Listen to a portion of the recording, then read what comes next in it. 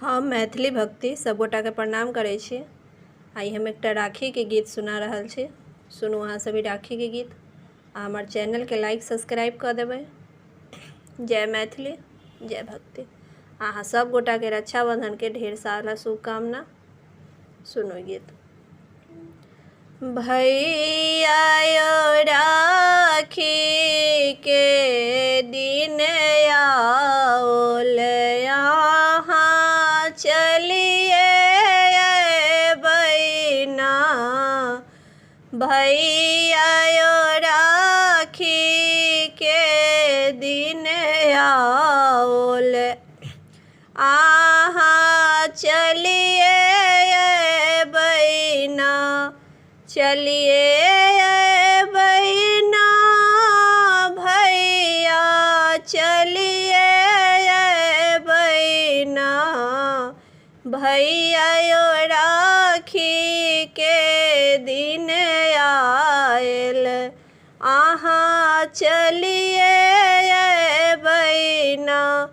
हलुआइया दुकान सब भैया। हलुआइया दुकान सब भैया मंगाए मिठाइया। यहाँ चिखिए ले बहिना। भैया यो चिखिए ले बहिना। भैया यो राखी के दिन आयल यहाँ चलिए बहिना।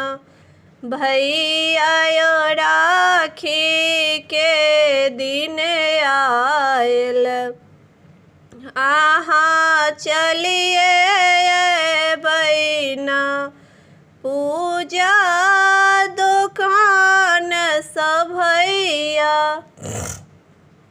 पूजा दुकान सब भैया राखी मंगाए यहाँ पहिरिए ले बहिना। आहाँ पहिरिए ले बहिना।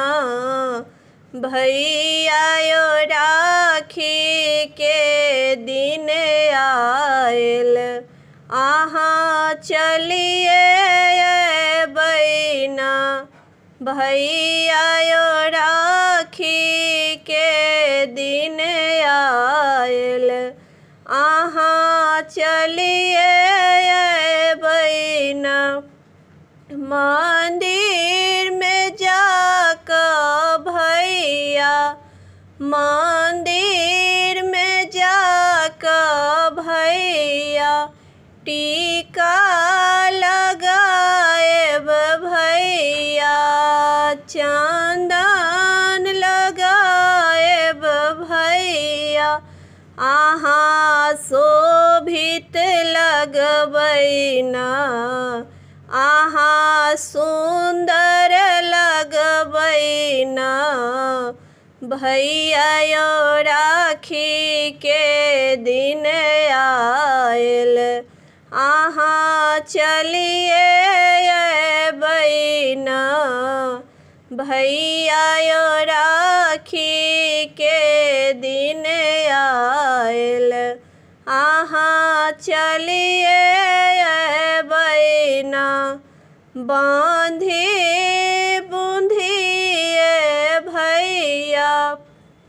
बांधी बूंधिए भैया आशीष मांगब हम कृष्ण जी से ना। हम कृष्ण जी से ना। भैया जी बेलाख बरिस हमर नैहर बाचे ना। भैया जी बेलाख बरिस हमर नैहर बाचे ना। हमर नैहर भैया यो राखी के दिन आयल, अहाँ चलिए बहिना। भैया यो राखी के दिन आयल, अहाँ चलिए